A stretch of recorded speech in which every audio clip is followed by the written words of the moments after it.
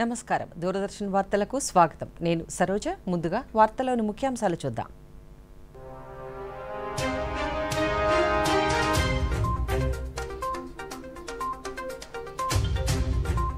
బ్రెజిల్లో ప్రధానికి ఆత్మీయ స్వాగతం. నేడు G20 సదస్సులో పాల్గొననున్న నరేంద్ర మోదీ. 6వ రోజు కొనసాగుతున్న శాసనసభ బడ్జెట్ సమావేశాలు. రాష్ట్రంలో భూముల రీసర్వే సమస్యలను పరిష్కరిస్తామన్న మంత్రి అనగాని సత్యప్రసాద్. మత్స్యకారుల సంక్షేమానికి కూటమి ప్రభుత్వం కృషి చేస్తోందన్న మంత్రి అచ్చెన్నాయుడు. రాష్ట్రంలో మత్స్యకారుల వలసలను నివారిస్తామని వెల్లడి. మహిళలపై అసభ్యంగా వ్యవహరిస్తే కఠిన చర్యలు తప్పవన్న రాష్ట్ర హోంమంత్రి. కూటమి ప్రభుత్వం మహిళల భద్రతకు అధిక ప్రాధాన్యతనిస్తోందని శాసన మండలిలో అనిత వెల్లడి. కార్తీక సోమవారం సందర్భంగా రాష్ట్ర వ్యాప్తంగా ఆలయాలలో రద్దీ. వేకువజాము నుంచే ప్రత్యేక పూజలు, అభిషేకాలు. ఇక వివరాలు చూద్దాం. విదేశీ పర్యటనలో భాగంగా ప్రధానమంత్రి నరేంద్ర మోదీ బ్రెజిల్కు చేరుకున్నారు. ఈ సందర్భంగా ఆయనకు రెడ్ కార్పెట్ స్వాగతం లభించింది. అదేవిధంగా బ్రెజిల్లో నివసిస్తున్న భారత పౌరులు, భారత సంతతి పౌరుల నుంచి కూడా ఘన స్వాగతం లభించింది. బ్రెజిల్లోని రియో డి జెనీరోలో పలువురు భారత పౌరులు ప్రధాని ఆగమనం కోసం గంటల సేపు నిరీక్షించారు. విమానాశ్రయంలో మోదీని చూసి కేరింతలు కొట్టారు. భారత త్రివర్ణ పతాకాన్ని చేబూని మోదీ మోదీ అంటూ నినాదాలతో హోరెత్తించారు. వారిని ఆప్యాయంగా పలకరిస్తూ ప్రధాని ముందుకు సాగారు. పలువురు ప్రధాని మోదీతో స్వీయ చిత్రాలు తీసుకోగా మరికొందరు ఆటోగ్రాఫ్లు తీసుకున్నారు. అనంతరం భారతీయ సంతతి పౌరులు ఏర్పాటు చేసిన సాంస్కృతిక కార్యక్రమాలను వీక్షించారు. గార్బా నృత్యాలతో పలువురు కళాకారులు మోదీని విశేషంగా ఆకట్టుకున్నారు. అదేవిధంగా వేద మంత్రోచ్చారణలను కూడా ప్రధాని ఆలకించారు. బ్రెజిల్లో తనకు లభించిన స్వాగతం మనసుకు హత్తుకుందని ప్రధాని ఈ సందర్భంగా వ్యాఖ్యానించారు.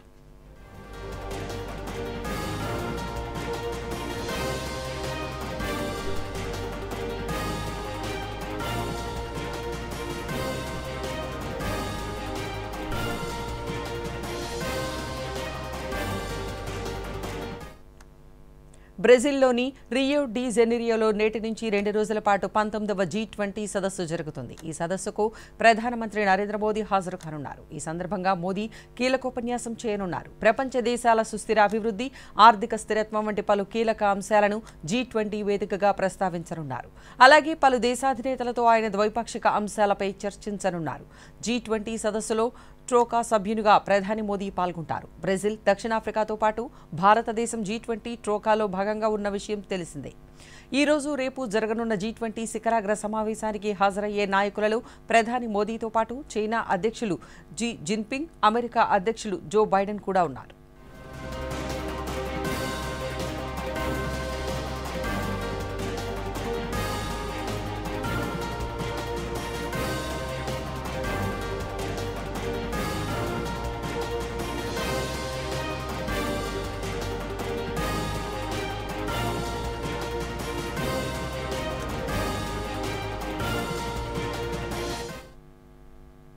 ఆంధ్రప్రదేశ్ శాసనసభ బడ్జెట్ సమావేశాలు నేడు 6వ రోజు కొనసాగుతున్నాయి. సభ ప్రారంభం కాగానే శాసనసభాపతి చింతకాయల అయ్యన్న పాత్రుడు ప్రశ్నోత్తరాలను చేపట్టారు. సభ్యులు అడిగిన ప్రశ్నలకు ఆయా శాఖల మంత్రులు సమాధానమిస్తున్నారు. గాజుల దిన్నె తాగునీటి పథకంపై సభ్యులు అడిగిన ప్రశ్నలకు రాష్ట్ర పురపాలక శాఖ మంత్రి పి నారాయణ సమాధానమిచ్చారు. గత ప్రభుత్వ నిర్లక్ష్యంతోనే ఎమ్మిగనూరు మున్సిపాలిటీ తాగునీటి సమస్య పరిష్కారం కాలేదన్నారు. ఈ సమస్య పరిష్కారం కోసం 148 కోట్లతో గాజుల దిన్నె తాగునీటి పథకం పనులు ప్రస్తుతం కొనసాగుతున్నాయన్నారు. రాష్ట్రంలోని అన్ని మున్సిపాలిటీలకు నీటిని అందిస్తామని తెలిపారు. 2019 ఫిబ్రవరిలో రాష్ట్రంలో అన్ని మున్సిపాలిటీలకు త్రాగునీటిని అందించేందుకు 5,350 కోట్ల రూపాయలను కేటాయించినట్లు తెలిపారు. అయితే గత ప్రభుత్వ నిర్లక్ష్యం వలన ఈ ప్రాజెక్టులో ఎలాంటి పురోగతి లేదని తెలిపారు. కూటమి ప్రభుత్వం అధికారంలోకి వచ్చాక ఈ అంశంపై అధికారులు సమీక్షిస్తున్నారని తెలిపారు. అంటే 3.62 MLD వాటర్ ఈరోజు ఎమ్మిగనూరుకి డెఫిసిట్గా ఉంది. అయితే ఫస్ట్ వాటర్ని తుంగభద్ర డ్యాము లో లెవెల్ రైట్ కెనాల్ నుంచి తీసుకొని పడుతుంది. అయితే ఈ కెనాల్ ఏప్రిల్ 1 నుంచి 31 జూలై వరకు అది క్లోజ్ చేస్తారు. మొదటి 40 రోజులు అంటే 1 ఏప్రిల్ నుంచి 10 మే వరకు ముందుగా కెనాల్ ద్వారా నింపబడిన 526 ml కలిగిన గుడికల్లు ఇరిగేషన్ ట్యాంక్ నుండి మళ్ళీ 87 ml కలిగిన ఎమ్మిగనూరు SSR ట్యాంక్ నుండి తీసుకునబడి మిగతా 80 రోజులు ముందుగా నింపబడిన పునికనుమ రిజర్వాయర్ మరియు గుడికల్లు ఇరిగేషన్ ట్యాంక్ నుంచి ఏదైతే నింపబడి ఉంటుందో దాని నుంచి యాక్చువల్గా సిటీకి సప్లై చేయబడుతుంది. రాష్ట్రంలో భూముల రీసర్వే సమస్యలను పరిష్కరిస్తామని రాష్ట్ర రెవెన్యూ శాఖ మంత్రి అనగాని సత్యప్రసాద్ తెలిపారు. ఈ రోజు శాసనసభ ప్రశ్నోత్తరాల సమయంలో రాష్ట్రంలో అసైన్డ్ భూముల అంశంపై సభ్యులు బత్తుల బలరామకృష్ణ అడిగిన ప్రశ్నకు మంత్రి సమాధానమిస్తూ అసైన్డ్ భూముల సమస్యలను పరిష్కరిస్తామని తెలిపారు. 9 లక్షల ఎకరాలకు పైగా అసైన్డ్ భూముల్లో గత వైసీపీ ప్రభుత్వ హయాంలో అక్రమాలు జరిగాయని, రీసర్వే పూర్తయిన గ్రామాలలో గ్రామ సభలు పెట్టి అభ్యంతరాలపై చర్చిస్తామని తెలిపారు. భూములు దోచుకున్న వారిపై చర్యలు తప్పవని, ఈ భూముల అంశంలో తప్పు చేసిన అధికారులపై కూడా చర్యలు తప్పవని మంత్రి హెచ్చరించారు. పేదల హక్కులను పరిరక్షిస్తామని, అన్ని పారదర్శకంగా నిర్వహిస్తామని తెలిపారు. అలాగే ఈనాం భూ సమస్యలను కూడా పరిష్కరిస్తామన్నారు. ఇంటి స్థలాల పూర్తి యాజమాన్య హక్కులు కల్పించే దిశగా 2020 ఆంధ్రప్రదేశ్ అసైన్ చట్టం అధ్యక్ష 1977లో సవరణలు చేశారు అధ్యక్ష. అయితే అధ్యక్ష అసైన్ భూములని యాజమాన్య హక్కులు కల్పిస్తున్నాము అని చెప్పి తెలుసుకుంది ముందే అధ్యక్ష. ఈ యొక్క రాబందుల అధ్యక్ష ఏదో వైసీపీ రాబందుల అధ్యక్ష ముందుగానే అక్కడికి వెళ్ళటం, ఈ అసైన్ అయిన ఉన్నటువంటి వ్యక్తులను బెదిరించడం, ఈ లాక్కోవడం అనేది చాలా పెద్ద ఎత్తున దుమారం రేపింది. ఇన్సైడ్ ట్రేడింగ్ కి పూర్తిగా పార్లమెంట్ నిర్ధారించడం కూడా జరిగింది అధ్యక్ష. తప్పకుండా దీనిపైన రీవెరిఫికేషన్ పెద్ద ఎత్తున చేస్తా ఉన్నాం అధ్యక్ష. దాదాపుగా ఏదైతే రిజిస్ట్రేషన్ జరిగినా 25,000 రిజిస్ట్రేషన్ జరిగినాయి, దాంట్లో 8,000 వరకు అన్లాఫుల్ గా జరిగిందని కూడా మా దృష్టికి వచ్చింది అధ్యక్ష. ఈ 9 లక్షల పైచీలకు ఏది అసైన్ భూములు ఉన్నాయో డాటడు ఇనాం భూములు అన్ని కలిపి 13 లక్షల పైచీలు, దాంట్లో దాదాపుగా 40% అన్లాఫుల్ జరిగినాయని కూడా తెలుస్తా ఉన్నాయి అధ్యక్ష. కేస్ బై కేస్ వెరిఫై చేసి పేద గత ప్రభుత్వం చేసిన అప్రజాస్వామిక పరిపాలనకు రాష్ట్రంలో గృహ నిర్మాణం ఒక మచ్చు తునకాని రాష్ట్ర గృహ నిర్మాణ శాఖ మంత్రి కొలుసు పార్థసారథి అన్నారు. శాసనసభ ప్రశ్నోత్తరాల సమయంలో కేంద్ర నిధులతో రాష్ట్రంలో గృహ నిర్మాణాలపై సభ్యులు వసంత కృష్ణ ప్రసాద్ అడిగిన ప్రశ్నకు మంత్రి సమాధానమిస్తూ 2014-19 సమయంలో అప్పటి చంద్రబాబు నాయుడు ప్రభుత్వ హయాంలో ఇళ్లను నిర్మించుకున్న వారికి ప్రకటించిన నిధులను గత ప్రభుత్వం చెల్లించలేదని పేర్కొన్నారు. ప్రస్తుతం ఆ ఇళ్ల నిర్మాణంపై సర్వే జరుగుతోందని, వారికి చెల్లించాల్సిన బిల్లులను కూటమి ప్రభుత్వం చెల్లిస్తుందని తెలిపారు. 2,90,260 houses up to the stages constructed, అంటే different stages construct BL, RC, LL ఇవన్నీ ఆ స్టేజెస్ ప్రకారం 2,90,260కి PMAY అర్బన్, PMAY గ్రామీణలో పూర్తిగా పేమెంట్ చేశాం అధ్యక్ష. ఎన్టీఆర్ హౌసింగ్లో 919.29 కోట్లు 2,80,589 బెనిఫిషియర్స్కి, అంటే ఎన్టీఆర్ రూరల్ హౌసింగ్లో 5,63,179 హౌసెస్ టేకప్ చేస్తే దాంట్లో 2,80,589 మందికి 919 కోట్లు పే చేయాల్సిన అవసరం ఉంది అధ్యక్ష. అంటే ఈ ఇల్లులన్నీ కూడా డిఫరెంట్ స్టేజెస్లో ఉన్నాయి అధ్యక్ష. ఆ స్టేజెస్ని వెరిఫై చేసి తప్పుకోకుండా పేమెంట్ చేస్తాం అధ్యక్ష. తర్వాత డి ప్రశ్నకి గవర్నమెంట్ ఆల్రెడీ చర్యలు ప్రారంభించింది అధ్యక్ష. గ్రామాల్లో ఏదైతే ఇల్లు కంప్లీట్ అయినాయి లేకపోతే ఏ స్టేజ్ లో ఉంది బెనిఫిషరీస్, ఈ సర్వే ఆల్రెడీ టేకప్ చేసి దాని ప్రకారం వెరిఫికేషన్ అయిపోయిన తర్వాత తప్పకుండా పేమెంట్. ఏపీఎస్ఆర్టీసీలో పురుగు సేవల ఉద్యోగుల సర్వీసులు క్రమబద్దీకరించే ప్రతిపాదన ప్రభుత్వం వద్ద లేదని రాష్ట్ర రవాణా శాఖ మంత్రి మండిపల్లి రాంప్రసాద్ రెడ్డి తెలిపారు. శాసనసభ ప్రశ్నోత్తరాల సమయంలో సభ్యులు పెనుమత్స విష్ణుకుమార్ రాజు, ఈశ్వరరావు అడిగిన ప్రశ్నలకు మంత్రి సమాధానమిస్తూ గత ప్రభుత్వం ఆర్టీసీని ప్రభుత్వంలో విలీనం చేయడంతో అనేక సమస్యలు తలెత్తాయని, వాటిని పరిష్కరిస్తాము అన్నారు. డ్రైవర్లు, కండక్టర్ల కొరత ఉందని తెలిపారు. గత ప్రభుత్వం గత 4 ఏళ్లలో ఒక కొత్త బస్సును కూడా కొనలేదన్నారు. ఏపీఎస్ఆర్టీసీలో ఎలక్ట్రికల్ బస్సులను తీసుకువచ్చేందుకు కూటమి ప్రభుత్వం కృషి చేస్తోందన్నారు. 744 బస్సులు మాత్రమే ఈ రోజు ఆర్టీసీలో కొత్త బస్సులు రావడం జరిగింది అధ్యక్ష. గౌరవ ముఖ్యమంత్రి వర్యులు చంద్రబాబు నాయుడు గారి ఆదేశంతో ఇప్పుడు ఎలక్ట్రికల్ బస్సులను కూడా ఏపీఎస్ఆర్టీసీలో తెచ్చేదానికి ప్రభుత్వం చర్యలు తీసుకుంటా ఉంది అధ్యక్ష. బి ప్రశ్నకు సమాధానం అధ్యక్ష. 1/1/2020లో ప్రజా రవాణా వ్యవస్థ ఏపీఎస్ఆర్టీసీని విలీనం చేయడం జరిగింది అధ్యక్ష గవర్నమెంట్ లో. దాని కింద ఈహెచ్ఎస్ స్కీమ్ ఏదైతే ఉందో అందరికీ రాష్ట్ర ప్రభుత్వం ఉద్యోగస్తులకు ఎలా దక్కుతా ఉందో ఆ స్కీమును ఈ రోజు ఏపీఎస్ఆర్టీసీ కార్మికులకు కూడా అందుతా ఉంది అధ్యక్ష. అలాగే దీంట్లో కొన్ని లోటుపాట్లు అయితే ఉన్నాయి అధ్యక్ష. ఈహెచ్ఎస్ పనులు చేసేవారికి కానీ గతంలో ఉన్న కొన్ని మంచి సదుపాయాలు వాళ్ళకు అందడం లేదని కార్మికులు చెప్పడం ఒక సమస్యగా ఉంది అధ్యక్ష. మెడిసిన్ సప్లై విషయంలో రెఫరల్ సిస్టమ్ లో కూడా లోపాలు ఉన్నాయనేది కూడా మా దృష్టికి వచ్చింది అధ్యక్ష. రిటైర్డ్ ఉద్యోగస్తులు పూర్తిగా మెడికల్ రాష్ట్రంలో కూటమి ప్రభుత్వం అధికారంలోకి వచ్చాక గతంలో రాష్ట్రం నుంచి వెళ్లిపోయిన పరిశ్రమలు తిరిగి వస్తున్నాయని రాష్ట్ర పరిశ్రమల శాఖ మంత్రి టీజీ భరత్ తెలిపారు. శాసనసభ ప్రశ్నోత్తరాల సమయంలో పలువురు సభ్యులు అడిగిన ప్రశ్నలకు మంత్రి సమాధానమిస్తూ పారిశ్రామిక పార్కులలో AP IIC arch, police outpost, fire station సదుపాయాలు కల్పిస్తామని తెలిపారు. అంటే నీళ్ళు వచ్చేది ఒకటి, ఒక 20 కిలోమీటర్స్ ఇంకా కంప్లీట్ చేయలేదు ఫేజ్ 1 లో. అంటే ఆ వాటర్ ఒకటి లైన్ పెండింగ్ ఉంది, అది కూడా తొందరలో కంప్లీట్ చేస్తాం అధ్యక్ష. ముఖ్యంగా చెప్పాలంటే ఎన్డీఏ గవర్నమెంట్ వచ్చిన తర్వాత ముఖ్యమంత్రి గారు 349 ప్లాట్స్ కి ఏదైతే కమిట్మెంట్ ఇచ్చారో 2014 నుంచి 19 కి, అది 16.5 లక్షకే చేయడం జరిగింది అధ్యక్ష. దాదాపు ప్రీవియస్ గవర్నమెంట్ లో 90 lakhs వరకు చేశారు అధ్యక్ష పర్ ఎకర్. అది మనం కమిట్మెంట్ ఇచ్చాము. అప్పుడు పిలుపు మేరకు హైదరాబాద్ నుంచి ఎన్నో ఇండస్ట్రీస్ ఇక్కడ రావాలనుకున్నారు. వాళ్ళకి కమిట్మెంట్ ఇచ్చిన రేట్ 16.5 lakhs ని అది రివైజ్ చేసి మరీ ఇప్పుడు జీవో ఇవ్వడం జరిగింది అధ్యక్ష. అది ఫేజ్ 3లో డెవలప్ చేస్తాము. వాళ్ళకి వితిన్ 6 months లో కంప్లీట్ చేయాలి, అంటే గ్రౌండ్ చేయాలా. వితిన్ 18 months లో వాళ్ళు కమిషన్ చేసేకి రూల్స్ రెగ్యులేషన్స్ కూడా పెట్టబోతున్నాం అధ్యక్ష. అదే కాకుండా అశోక్ లీలాండ్ వెళ్ళిపోయింది అధ్యక్ష లాస్ట్ గవర్నమెంట్ లో, అది వాపస్ రావడం జరిగింది. అశోక్ లీలాండ్ మీకు తెలుసు చాలా పెద్ద కంపెనీ, వాళ్ళు వచ్చేదే కాక ఇంకా ఎక్స్పాన్షన్ కూడా చేస్తారన్నారు ఇది సెట్ అయిన తర్వాత.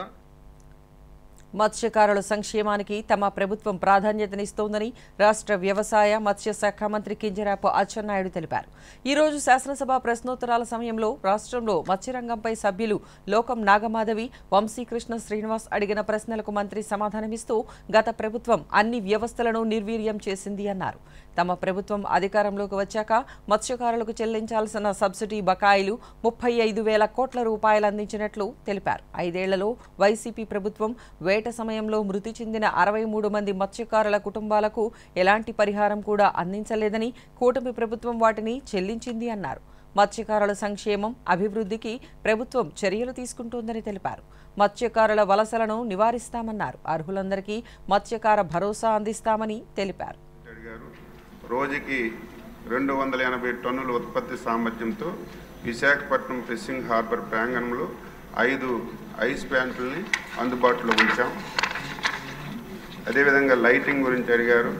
విశాఖపట్నం, కాకినాడ, మచిలీపట్నం మరియు నిజాంపట్నం వంటి ఫిషింగ్ హార్బర్లలోను మరియు కోనసీమ జిల్లాలోని అంతర్వేది, పల్లిపాలెంలోని ఫిషింగ్ ల్యాండ్కు సెంట్రల్ లైటింగ్లు కూడా సమకూర్చడం అయింది. బి ప్రశ్నకు సమాధానం ఐస్ బాక్సులు, వలలు, ఇంజన్లు మరియు పడవలు. PMMSY పథకం కింద 2020-23 వరకు గల కాలంలో 1.83 కోట్లు సబ్సిడీతో 128 మంది మత్స్యకారులకు ఫిషింగ్ బోట్లు, వలలు మరియు ఇంజన్లు ఇవ్వడమైంది. Diesel subsidy, HSD oil subsidy పథకం కింద HSD ఆయిల్ కార్డులకు 20,800. రాష్ట్రంలో వైద్య ఆరోగ్య రంగంలో మౌలిక సదుపాయాలు కల్పించేందుకు ప్రభుత్వం ప్రత్యేకంగా కృషి చేస్తోందని రాష్ట్ర వైద్య ఆరోగ్య శాఖ మంత్రి వై సత్యకుమార్ యాదవ్ తెలిపారు. శాసనసభ ప్రశ్నోత్తరాల సమయంలో సభ్యులు అడిగిన ప్రశ్నలకు మంత్రి సమాధానమిచ్చారు. 108 వాహన వ్యవస్థలో అవకతవకలు జరుగుతున్నా గత ప్రభుత్వం పట్టించుకోలేదన్నారు. ఫిట్గా ఉన్నాయి, ఫిట్నెస్ సర్టిఫికేట్ ఇచ్చి ఫిట్గా ఉన్నాయని తీసుకొచ్చారు అధ్యక్ష. దాని తర్వాత 432 అంబులెన్స్లు తీసుకోవడం జరిగింది. మొత్తంగా 768 అంబులెన్స్ వచ్చాయి అధ్యక్ష. అయితే ఏవైతే పాత వెహికల్ ఉన్నాయో, పాత అంబులెన్స్లు 336, వాటిని 2023లో 146 అంబులెన్స్లని రీప్లేస్ చేసి కొత్త వెహికల్ తీసుకురావడం జరిగింది అధ్యక్ష. అయితే మొత్తంగా ఇప్పటికీ 190 పాత వెహికల్ ఉన్నాయి, 578 కొత్త వెహికల్, అంటే 2020 నాటికి కొత్త వెహికల్ గా చెప్పుకుంటున్న వాటిలో 578 కొత్త వెహికల్ ఉన్నాయి. అంటే 432 ఏవైతే ప్రొక్యూర్ చేస్తారో అవి ఉన్నాయి. మొత్తంగా 768 వెహికల్స్ ఉన్నాయి అధ్యక్ష. GPS ప్రకారం AEMS 650 వెహికల్ అని చెప్తుంటే GPS ప్రకారం 450 అంబులెన్స్లు మాత్రమే క్షేత్రస్థాయిలో ఉన్నాయని గౌరవ సభ్యులు సోమిరెడ్డి గారు చెప్పడం జరిగింది. అది నిజమా కాదా అని వారు అడిగారు. అయితే కాగు ఆడిట్ ఈ విషయంలో సమాచారం లేదు అధ్యక్ష. కానీ కాగు అనేక సందర్భాల్లో ఆడిట్ ఇవ్వడం జరిగింది అధ్యక్ష. దాంట్లో ఇప్పుడు స్వల్ప విరామం. కొత్త వాషింగ్ మెషిన్ బాగుంది. ఏమైంది? ఈ షాపింగ్ పై 2000 వరకు క్యాష్ బ్యాక్ వచ్చింది. కేవలం క్యూఆర్ కోడ్ స్కాన్ చేయాలి. దుమ్ము దులిపేస్తుంది అనుకుంటా కదా. బ్యాంక్ అకౌంట్ ది డబ్బు రిసీవ్ చేసుకునే సమయంలో క్యూఆర్ కోడ్, స్కాన్, పిన్ లేదా ఓటీపీ లాంటివి అవసరమే ఉండదు. అవి కేవలం పేమెంట్ చేయడంలో అవసరం అవుతాయి. అందుకే తెలియని కోడ్ లేదా లింక్ల నుండి జాగ్రత్తగా ఉండండి. నష్టపోకండి. బ్రతికిపోయాం పెద్ద నష్టం నుండి. ఈ కొత్త నష్టం. ఆర్బీఐ అంటుంది, విషయాలు తెలుసుకోండి, జాగరూకంగా ఉండండి. విరామమనంతరం వార్తలకు పునఃస్వాగతం. కూటమి ప్రభుత్వ హయాంలో మహిళలపై అసభ్యంగా వ్యవహరిస్తే ఉపేక్షించేది లేదని రాష్ట్ర హోంమంత్రి వంగలపూడి అనిత తెలిపారు. శాసనమండలి ప్రశ్నోత్తరాల సమయంలో సభ్యులు అడిగిన ప్రశ్నలకు మంత్రి సమాధానమిస్తూ కూటమి ప్రభుత్వంలో పోలీసులు 24 నుంచి 48 గంటలలో నేరస్తులను పట్టుకుంటున్నారని తెలిపారు. గతంలో మహిళలపై అత్యాచారాలు జరిగితే జగన్మోహన్ రెడ్డి ప్రభుత్వం పట్టించుకోలేదని మంత్రి ఆగ్రహం వ్యక్తం చేశారు. గంజాయిపై గత 5 ఏళ్లలో ఒక సమీక్ష అయినా చేశారా అని ప్రశ్నించారు. కూటమి ప్రభుత్వం మహిళల భద్రతకు అధిక ప్రాధాన్యతనిస్తోందని మంత్రి పేర్కొన్నారు. కన్స్ట్రక్షన్ మధ్యలో ఆపేసి 5 సంవత్సరాలు ఫోరెన్సిక్ ల్యాబొరేటరీని కూడా ఒక్క స్టెప్ ముందుకేయకుండా చేసిన మీరు ఈరోజు ఫోరెన్సిక్ ల్యాబొరేటరీ గురించి మాట్లాడుతుంటే బాధ అనిపిస్తుంది అధ్యక్ష. 5 సంవత్సరాలు వేస్ట్ అయింది. ఈరోజు 5 సంవత్సరాల్లో ఫోరెన్సిక్ ల్యాబొరేటరీ కనుక జరిగుంటే, నిర్మాణం జరిగుండి ఈ రోజుకి కూడా లైవ్ లో ఉండుంటే ఇలాంటి సంఘటనలు జరిగిన వెంటనే శిక్ష పడేదానికి 4 సంవత్సరాలు 5 సంవత్సరాలు అవసరం లేదు అధ్యక్ష. 4-5 నెలల్లో శిక్ష పడి నేరస్తున్న వాళ్ళు ఈ రోజు జైలు శిక్ష అనుభవించే పరిస్థితులు ఉండేది అధ్యక్ష. ఆ రోజు జరిగిన ల్యాప్సెస్ ఇన్ని మన దగ్గర పెట్టుకొని వాళ్ళ దిశ చట్టానికి 4 వీల్స్ అన్నారు, 2 వీల్స్ అన్నారు. ఎక్కడ ఉన్నాయి అధ్యక్ష? ఇప్పుడు వరకు లాస్ట్ క్రైమ్ అవనియండి, ఇప్పుడు జరుగుతున్న ఏ క్రైమ్ అయినా అధ్యక్ష, మనం జనరల్ గా కనుక నేను కేస్ స్టడీస్ కూడా చూశాను అధ్యక్ష. నేను హోమ్ మినిస్టర్ అయిన తర్వాత జరిగిన సంఘటనలకు సంబంధించి ప్రతి ఒక్క కేసుకి సంబంధించిన కేస్ స్టడీస్ కూడా మేము చూసుకున్నాం అధ్యక్ష. మేజర్ పార్ట్ గాంజాయి డ్రగ్స్ వాటిని బేస్ చేసుకొని అలాంటి వాళ్ళ పరిస్థితిలోని ఎక్కువగా జరిగిన పరిస్థితి అధ్యక్ష. 5 సంవత్సరాలు గాంజాయి మీద ఒక రివ్యూ చేశాడు అధ్యక్ష. చిత్తూరు జిల్లా కాణిపాకం శ్రీ వరసిద్ధి వినాయక స్వామి ఆలయంలో రేపు సంకటహర చతుర్థి నిర్వహించనున్నట్లు దేవస్థానం కార్యనిర్వహణాధికారి పట్టే గురుప్రసాద్ తెలిపారు. దూరదర్శన్తో ఆయన ప్రత్యేకంగా మాట్లాడుతూ కార్తీక మాసం మంగళవారం జరిగే సంకటహర చతుర్థి కార్యక్రమం ఎంతో విశిష్టమైనదని వివరించారు.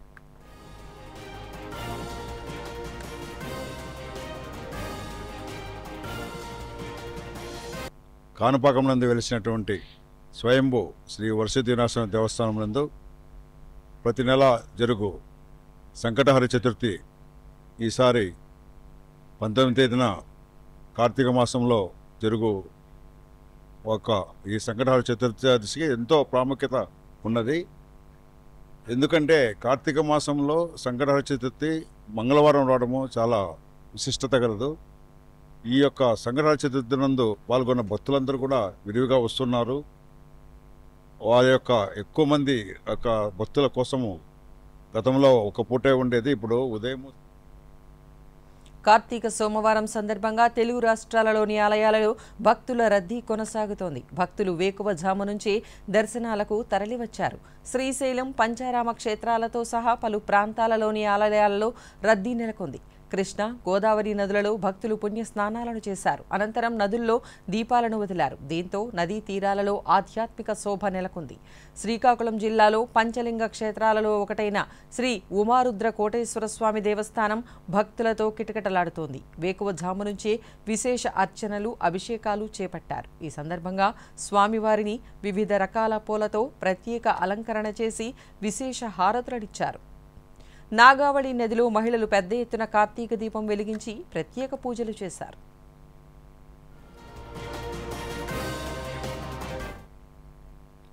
2025 జాతీయ యువజనోత్సవాలను వికసిత భారత్ యంగ్ లీడర్ నినాదంతో నిర్వహిస్తున్నట్లు కేంద్ర యువజన వ్యవహారాలు, క్రీడల శాఖ మంత్రి మన్సుఖ్ మాండవీయ తెలిపారు. ఈ రోజు ఆయన కొత్త ఢిల్లీలో మీడియాతో మాట్లాడుతూ ప్రధానమంత్రి నరేంద్ర మోదీ ఆకాంక్షల మేరకు 1,00,000 మంది యువతను నాయకులుగా తయారు చేయాలన్న ఉద్దేశంతో ఈ నినాదాన్ని ఎంచుకున్నట్లు తెలిపారు. ఎలాంటి రాజకీయ నేపథ్యం లేని వారిని నాయకులుగా తయారు చేయాలన్నది ప్రధానమంత్రి లక్ష్యంగా పేర్కొన్నారు.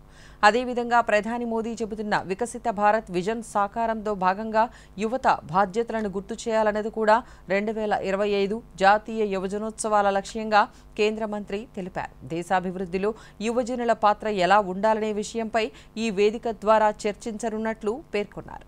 नेशनल पर्सनालिटीज उसके साथ 2 दिन के लिए रहे, उसके साथ 1 वे में नहीं लेकिन 2 वे में वो आइडिया शेयर कर पाए. और चौथा है empower the Indian youth to become drivers. Jharkhand assembly ఎన్నికల తుది దశ ఎన్నికల ప్రచారం నేటి సాయంత్రంతో ముగియనుంది. మొత్తం 81 స్థానాలున్న శాసనసభకు 2 దశలలో ఎన్నికలు నిర్వహించేలా కేంద్ర ఎన్నికల సంఘం గతంలోనే నోటిఫికేషన్ ఇచ్చింది. దీని ప్రకారం 43 శాసనసభ స్థానాలకు ఈ నెల 13న తొలి దశ ఎన్నికల పోలింగ్ జరిగింది. మిగిలిన రెండవ దశ పోలింగ్ ఈ నెల 20న జరగనుంది. ఈ తుది దశలో మొత్తం 38 అసెంబ్లీ స్థానాలలో ఓటర్లు తమ ఓటు హక్కును వినియోగించుకోనున్నారు. కాగా తుది దశ ఎన్నికల ప్రచారం ఈ రోజు సాయంత్రం 6 గంటలతో ముగియనుంది. ప్రధాన పార్టీలైన కాంగ్రెస్, జార్ఖండ్ ముక్తి మోర్చా, జేఎంఎం, బీజేపీల మధ్య హోరాహోరీ పోరు సాగుతోంది. ఆయా పార్టీల పక్షాన అగ్రనాయకులు ప్రచార పర్వంలో దూసుకుపోతున్నారు. రాష్ట్రాభివృద్ధి, డబుల్ ఇంజన్ సర్కారు నినాదంతో బీజేపీ నాయకులు ప్రచారం చేస్తుండగా స్థానికతతో పాటు ప్రస్తుత పాలనను తమ పాలన ప్రస్తావిస్తూ కాంగ్రెస్, జేఎంఎంల కూటమి పార్టీల నేతలు ప్రచారం సాగిస్తున్నారు. మహారాష్ట్ర అసెంబ్లీ ఎన్నికల ప్రచారం నేటితో ముగియనుంది. 288 స్థానాలున్న మహారాష్ట్రలో ఈ నెల 20న ఒకే విడతలో పోలింగ్ జరగనుంది. ఈ నేపథ్యంలో ఎన్నికల నిబంధనావళి ప్రకారం ఈ రోజు సాయంత్రం 6 గంటలకు ఎన్నికల ప్రచారాన్ని అన్ని రాజకీయ పార్టీలు నిలిపివేయనున్నాయి. కాగా రాష్ట్రంలో అధికారం దక్కించుకునేందుకు బీజేపీ నేతృత్వంలోని శివసేన, నేషనలిస్ట్ కాంగ్రెస్ పార్టీల మహాయుతి కూటమి, కాంగ్రెస్ పార్టీ నేతృత్వంలోని శివసేన ఉద్ధవ్ ఠాక్రే, నేషనలిస్ట్ కాంగ్రెస్ పార్టీ శరద్ పవార్ల కూటమి మహావికాస్ అఘాడీలు హోరాహోరీగా ప్రచారం నిర్వహిస్తున్న విషయం తెలిసిందే. ఎన్నికల ప్రచారంలో భాగంగా ప్రధాని నరేంద్ర మోదీ, కేంద్ర హోంమంత్రి అమిత్ షా, బీజేపీ జాతీయ అధ్యక్షులు జేపీ నడ్డా సహా కూటమి పార్టీల నాయకులు విస్తృత ప్రచారం నిర్వహిస్తున్నారు. అదేవిధంగా మహావికాస్ అఘాడీ కూటమి పక్షాన కాంగ్రెస్ నాయకులు రాహుల్ గాంధీ, ప్రియాంక గాంధీ వాద్రా, ఆ పార్టీ జాతీయ అధ్యక్షులు మల్లికార్జున ఖర్గే ప్రచారం చేస్తున్నారు. మరోవైపు ఎంఐఎం సహా మహారాష్ట్ర నవనిర్మాణ సేన వంటి పలు పార్టీలు కూడా ఈ ఎన్నికలను ప్రతిష్టాత్మకంగా తీసుకుని ప్రచారం చేస్తున్నాయి. కాగా నేటి సాయంత్రంతో ప్రచారం ముగియడంతో పాటు ఇతర రాష్ట్రాల నుంచి వచ్చిన వారు మహారాష్ట్రను వీడి వెళ్లాలని కేంద్ర ఎన్నికల సంఘం అధికారులు పేర్కొన్నారు. దేశ రాజధాని కొత్త ఢిల్లీలో వాయు కాలుష్యం రోజురోజుకు పెరుగుతోంది. సోమవారం ఉదయం 11 గంటలకు కూడా ప్రధాన ప్రాంతాలలో వాయు కాలుష్యం కొనసాగుతూనే ఉంది. ఈ నేపథ్యంలో పాఠశాలలకు ప్రభుత్వం సెలవు ప్రకటించింది. 1వ తరగతి నుంచి 9వ తరగతి వరకు క్లాసులను సస్పెండ్ చేశారు. 11వ తరగతి విద్యార్థులకు కూడా సెలవు ప్రకటించారు. తదుపరి ఆదేశాలు వచ్చే వరకు తరగతులు జరగబోవని తెలిపారు. అయితే ముఖ్యమైన తరగతుల వారికి ఆన్లైన్లో పాఠాలు బోధించాలని ప్రిన్సిపల్స్ను ఆదేశించారు. ఇక త్వరలోనే పబ్లిక్ పరీక్షలు ఉన్న 10వ తరగతి, 12వ తరగతి విద్యార్థులకు మాత్రం తరగతులు యథావిధిగా కొనసాగుతాయని అధికారులు తెలిపారు. ఇదిలా ఉంటే వాయు కాలుష్యం పెరుగుతున్న నేపథ్యంలో దేశ రాజధానిలో వాహనాల రాకపోకలపై నియంత్రణ విధించాలని ప్రభుత్వం నిర్ణయించింది. సరి బేసి సంఖ్యల విధానాన్ని తీసుకురానున్నట్లు ప్రభుత్వ వర్గాలు తెలిపాయి. దేశీయ స్టాక్ మార్కెట్ సూచీలు ఈ రోజు ఒడిదుడుకులతో ప్రారంభమయ్యాయి. దేశీయ మదుపర్లు అప్రమత్తంగా వ్యవహరిస్తుండటంతో సూచీలు ఒత్తిడికి గురవుతున్నాయి. ఈ ఉదయం 200 పాయింట్లకు పైగా సెన్సెక్స్ నష్టపోగా నిఫ్టీ 23,500 మార్కును కోల్పోయింది. ఉదయం 223 పాయింట్ల నష్టపోయి 77,356 వద్ద ట్రేడ్ అయిన సెన్సెక్స్ ప్రస్తుతం 145 పాయింట్ల నష్టపోయి 77,434 వద్ద కొనసాగుతోంది. ఇక 46 పాయింట్ల నష్టంతో 23,486 వద్ద కొనసాగిన నిఫ్టీ ప్రస్తుతం 40 పాయింట్ల నష్టంతో 23,492 వద్ద కొనసాగుతోంది. డాలర్తో పోలిస్తే రూపాయి మారకపు విలువ 7 పైసలు పెరిగి 84 రూపాయల 39 పైసలుగా ఉంది. ప్రధానమంత్రి నరేంద్ర మోదీ తన మనసులోని భావాలను దేశ ప్రజలతో పంచుకునే మన్ కీ బాత్ కార్యక్రమం 116వ సంచిక ఈ నెల 24వ తేదీ ఆదివారం ఉదయం 11 గంటలకు ప్రసారమవుతుంది.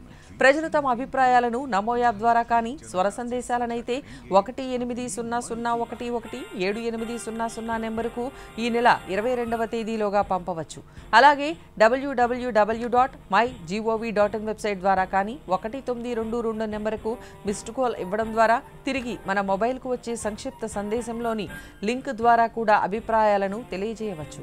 ఆకాశవాణి సమన్వయంతో దూరదర్శన్ ఛానళ్లు మన్ కీ బాత్ కార్యక్రమాన్ని ప్రసారం చేస్తాయి.